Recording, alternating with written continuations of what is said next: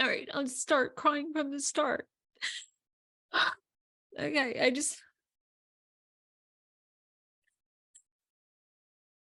right. I just have to get that out of the way. Oh, I knew this episode would be really hard.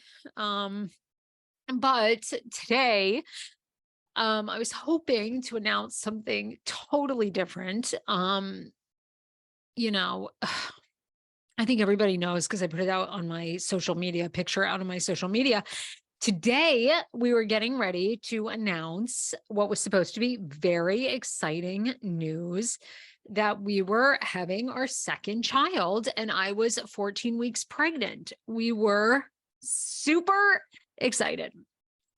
But I think from you, everybody has seen now, wasn't meant to be. And so this week I had my second miscarriage, and I figured I would, I'm so full this I share too much. I think we all know this at this point.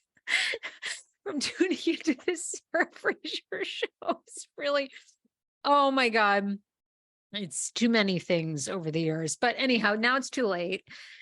I overshare, and that's what I do. So I thought today, this is a very hard episode, I'm sure, for a lot of you, because as hard as it is to be going through our second miscarriage, I'm sure many of you listening have been through more than that. I know personally friends who have been through 5 or more. The journey to have a kid basically over the age of 25 is not for the faint of heart. Okay. It really isn't. And so I'm just going to take you through my story. I am always a believer, because this one has been really hard just because we were so far along. And the first one, if you guys recall, the first miscarriage I had back in 2019, we were kind of the same way, 12, 13. We were definitely 13 weeks along. Actually, it was pretty much like the same thing, except for this pregnancy is not a molar pregnancy. The first one was, which was very rare. But anyway, I share because hopefully one person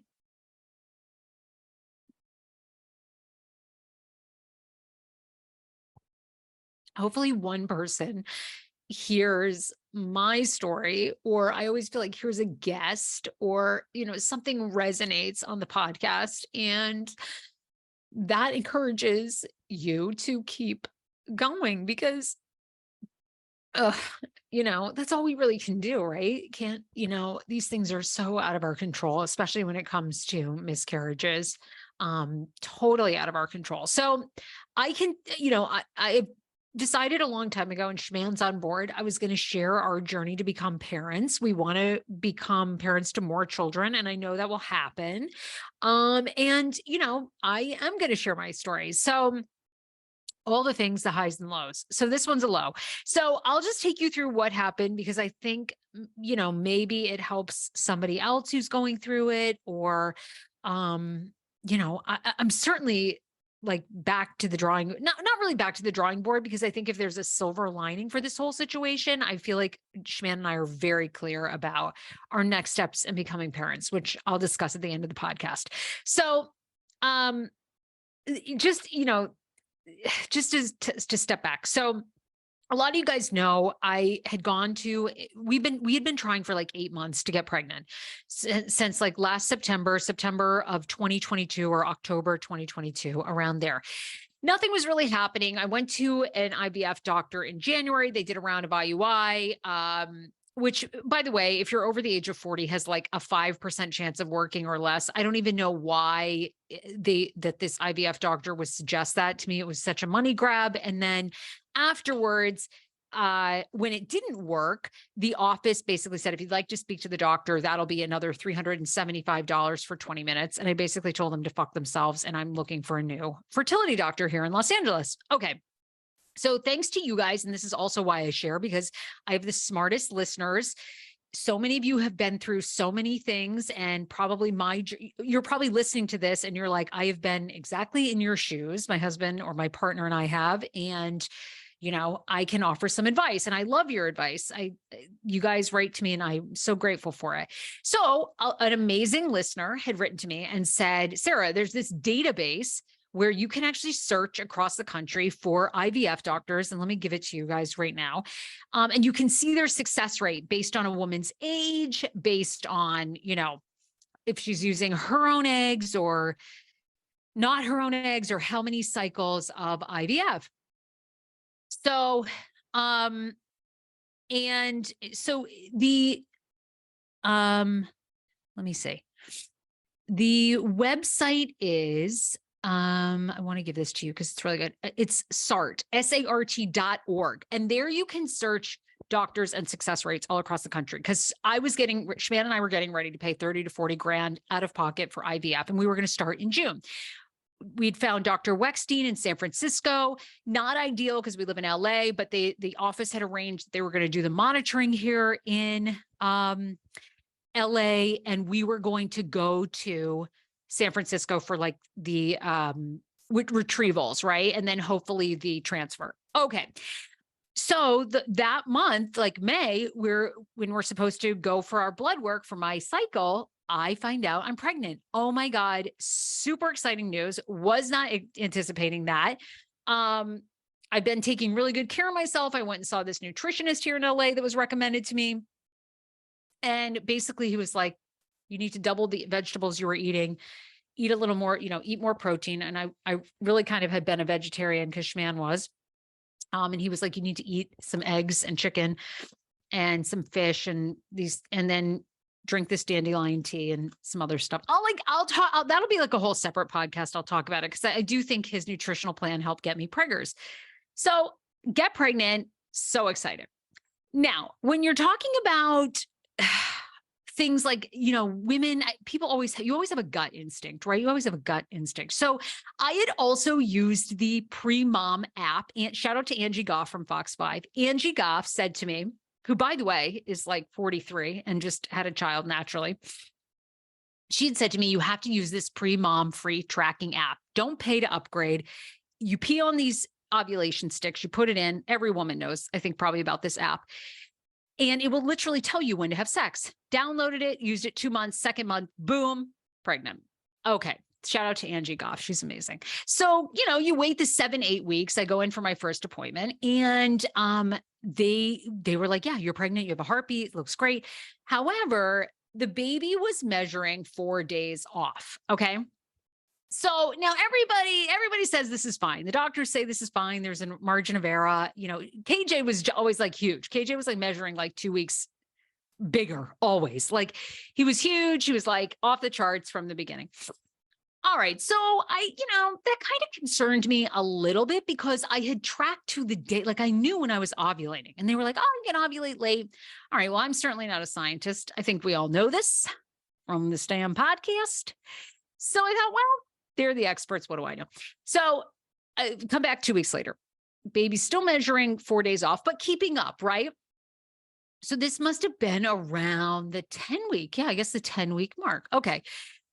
So then they say, you're going to do your NIPT test. For people who don't know, it's a cell-free, it's just a blood test. Tests for Down syndrome, trisomy like 19 or trisomy 18. Again, just Google NIPT. A lot of women over 35, I think they all recommend it. You don't have to take it, but it's kind of an indicator of if there's something genetically wrong. My doctor had said it's not 100% foolproof, but usually if you have some other genetic disorder with your child, you miscarry, before that. Okay. I get the NIPT back. Oh my God. I was so nervous about it. I get it back. Everything's normal. And by the way, we're having a girl, amazing, right? Dream come true. This is great. A mini Sarah. And actually when I had my daughter, maybe I should name her Sarah. So we were in Michigan. We had gone away for the summer. We were going to Maine. And pretty soon after I get these NIPT results, for like a day or two, I was like over the moon, so excited. But then I began to just have this like not great feeling. Like I never really settled into this pregnancy. And I'm curious if other women have ever had this experience. Like, did you have I can't decide. And I know when you have a miscarriage, you like, I don't know, you second guess, you second guess like everything that you did. But I almost think like, did I worry myself. Like, did I get myself so worked up? About like, is this baby going to be okay? Is this baby going to be okay? That I almost like self-sabotaged. Does that make sense? Anyway, I know you guys are thinking I'm nuts. I am nuts. But anyway, so I don't know. Cause I really was like, I was really anxious this whole pregnancy. And I remember with KJ, I never felt that way. And the first one, I never felt that way. The first one, I was like so confident because I got pregnant. Like the very first time I tried, I was like, oh, please, this is so easy. And then I was completely floored to have a molar pregnancy. I was like, what are you talking about? So that was shocking because that didn't even come into my psyche. Then in KJ, and I was like, I never was that nervous. I don't know. I was like, I do know I went to one therapy session. I was like, it's out of my control. And my therapist, Robin, was like, look, if something happens, it is nature's way of like taking care of it. Like there's something wrong. And then after that, and I really remember after, I guess, the NIPT test with KJ, which came back normal, and we were having a boy. And then I guess once I especially went for the 18 week, because they look for like spina bifida, I think then, I was like, I had the best pregnancy. I felt so good. So this pregnancy, I was really anxious the entire time. And to be honest, I never felt great. Like I was just so tired all the time. And I never got like really nauseous. I just always kind of had this like kind of nausea, which I always felt like was a little strange. Then we get on vacation, right? I get this NIPT result back. It's good news. I'm celebrating. Of course, I'm an optimist. So we did a little gender reveal party for our family in Michigan because why not? We're thinking everything's good. And then I started having this brown discharge again, like can be normal, right? So, it was like all day on and off, went on for a week. All right, fine. Then like I go into week 2, still going on. So talked to my doctor and they were like, well, you're going to go for a 12-week scan in Maine, right? Because then I went on to Maine. Also, I think in hindsight, I don't recommend, not that it would have changed the outcome, but traveling maybe the first trimester when you're 41 years old trying to have a kid. So anyhow, so I was having this brown discharge for like 2 weeks. Go to Maine, go to the OBGYN there to do my NP scan, my 12-week NP scan, right? Which is they're measuring the fluid in the neck to see if the child's like developing. Okay. Well, this is when I was like, I don't think this is good. So we go in for the scan for her and they couldn't really get a great measurement.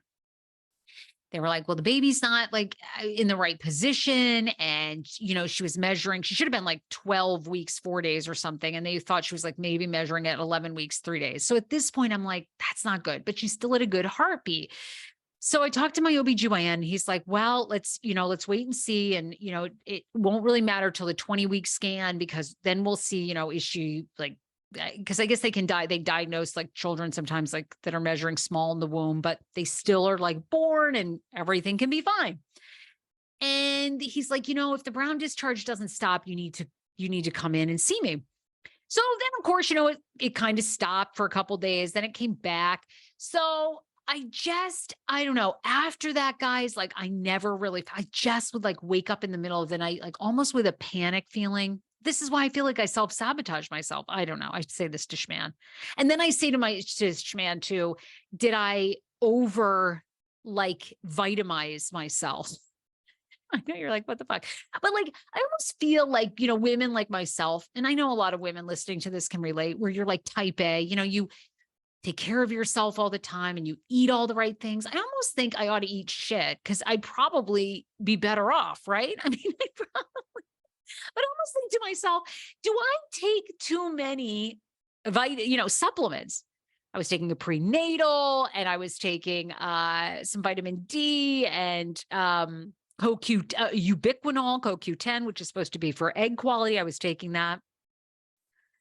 And then, my acupuncturist had herbs. I know you're probably listening to this going, why the fuck are you taking herbs from an acupuncturist? But I have done it over the years for years and I thought it was working, but now I'm like, maybe this shit is just like, I've like hyper, my body's like on fucking herb steroids. So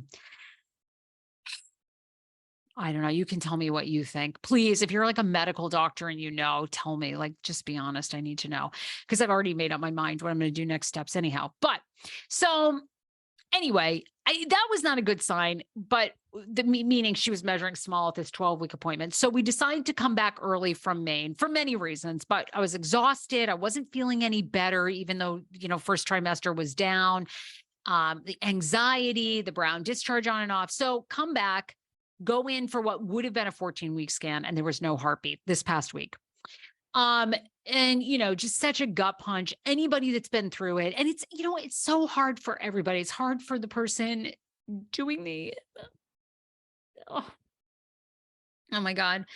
It's hard for the person doing the exam. It's hard for the OBGYN, especially being so late, although she probably passed away. If she was growing like 11 weeks, 3 days, and actually they measured what was kind of left of the fetus when I was there, and it was still like 11 weeks something. So she probably passed away shortly after that. But anyway, so difficult for everybody.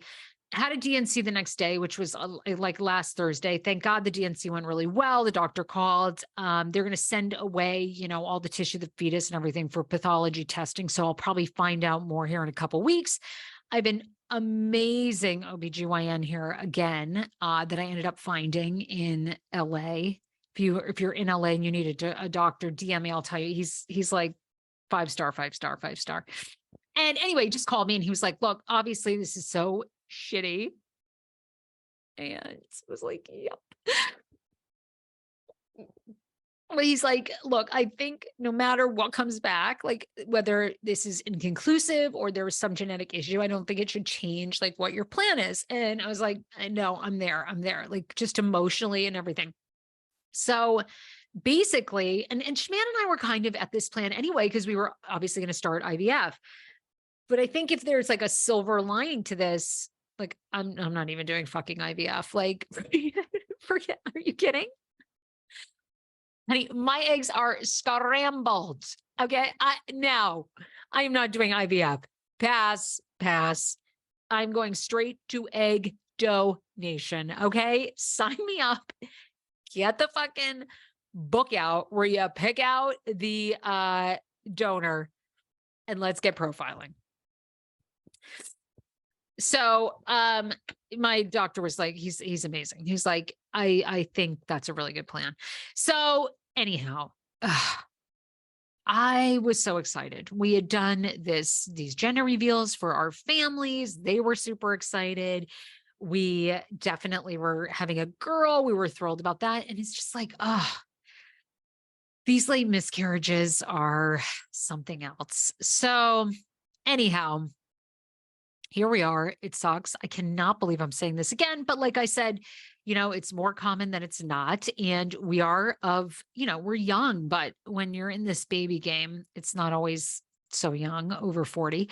And I would love to know, okay, now I'm back to the drawing board. I'm not really back to the drawing board. Like I said, there's a silver lining. I know we're going to have more healthy children, and that's ultimately what we want. I know I'm going to have a healthy daughter. And I am ready to move on to an egg donor. So did you use an egg donor? How did it go? If you've done any research, I had done research before, because even looking at IVF, I'd said to the IVF doctor, I'm like, I'm sorry, we're trying to buy a dumpy house out here in LA. I'm not going to spend $150,000. I don't have $150,000 to spend on endless rounds of IVF. So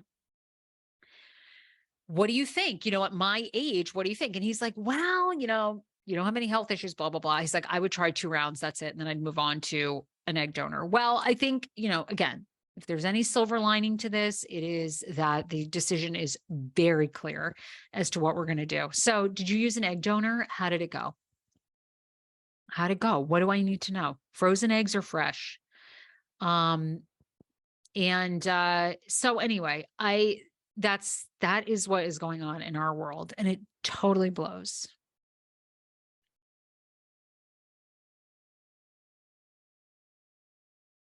And that's just, I don't know.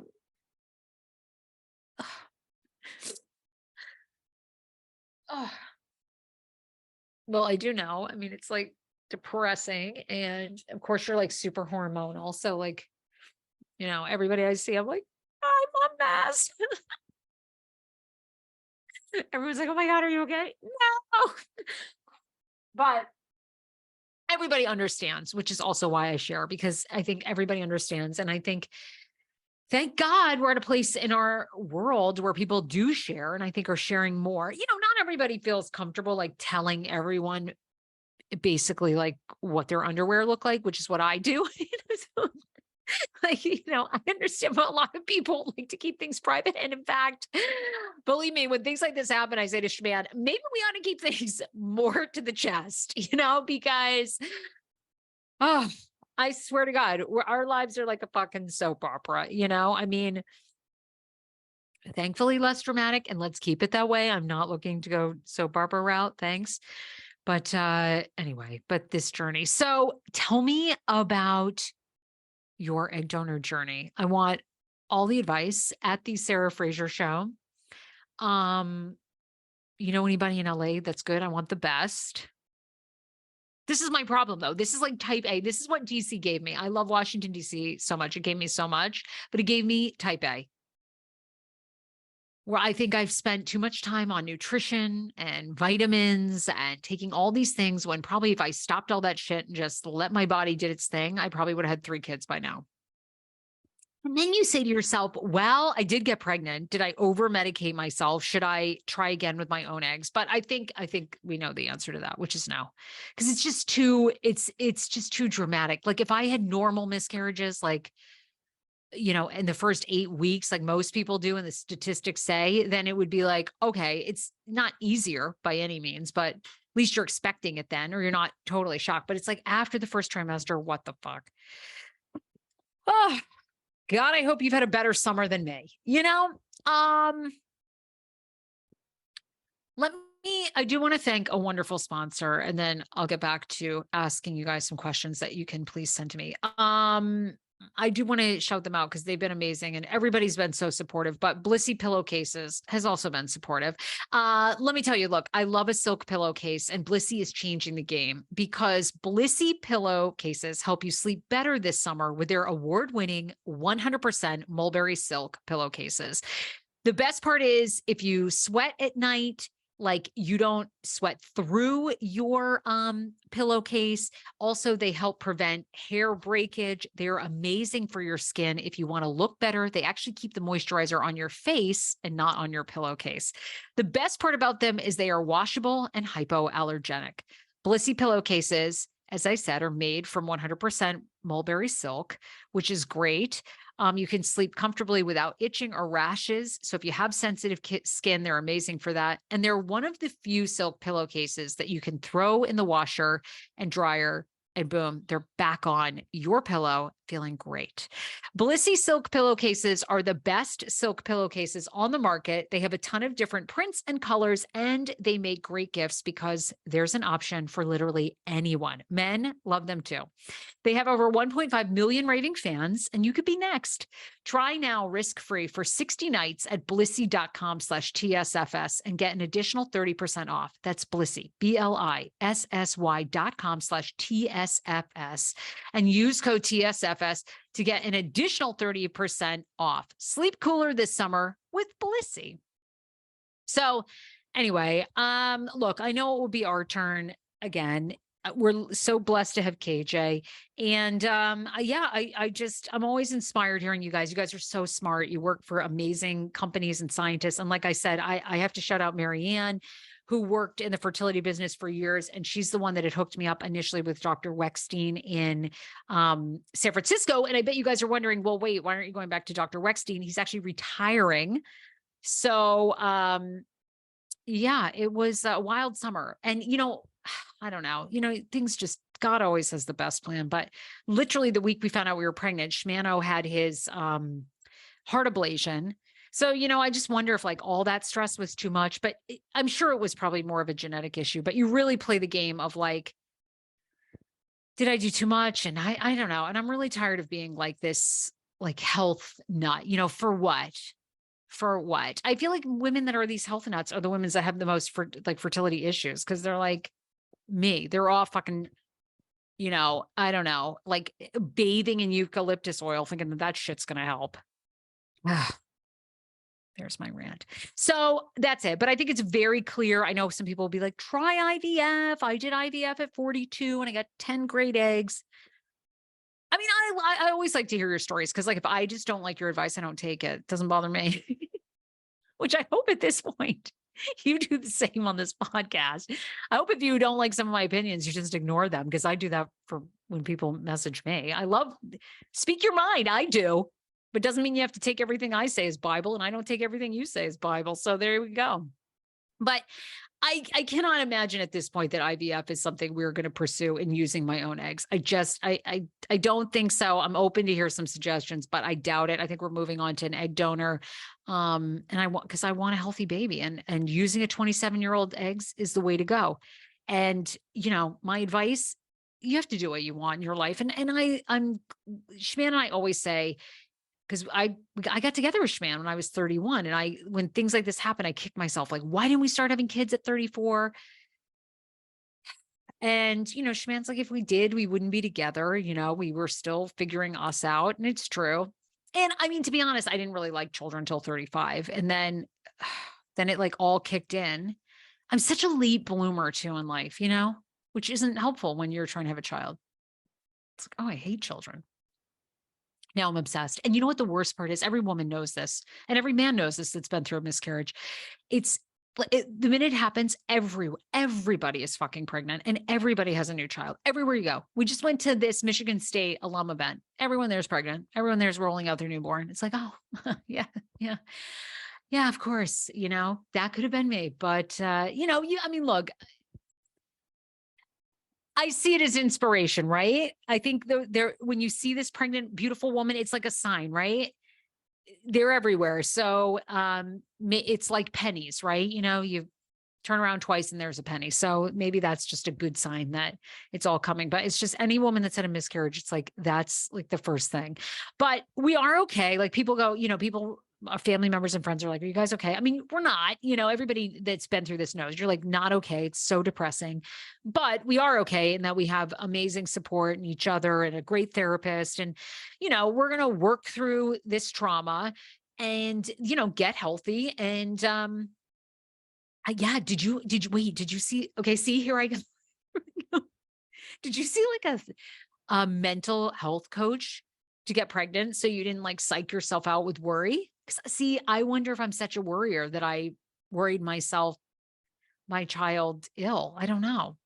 Is that possible? I know you second guess. Please tell me.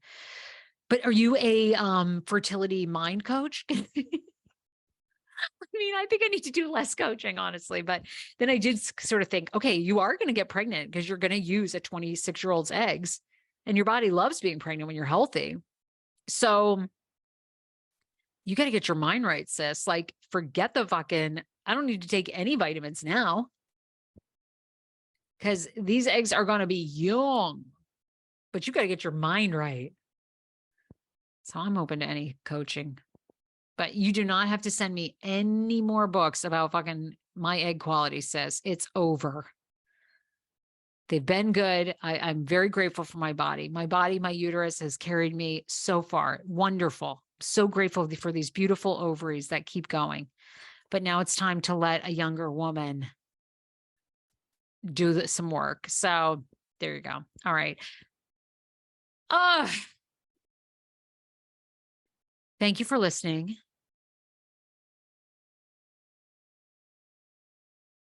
I mean, I'm still here. I'm just like crying. If you're like, wait, did you drop the microphone? Where'd you go? No, I'm just having a moment.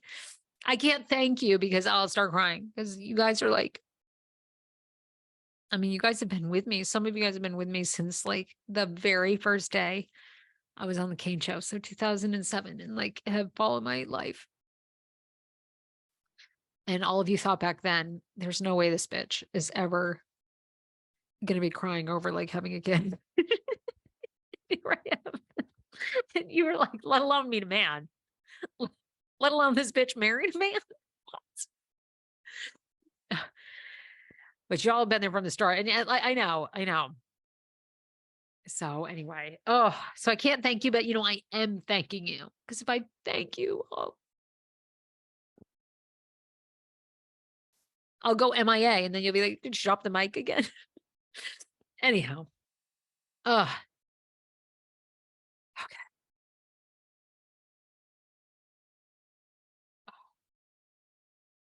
That's it. I feel like I'm missing other details. Do you want to know other details? I would tell them all, because I think it helps other women. But it was, I did have something. I did feel the entire time something was off.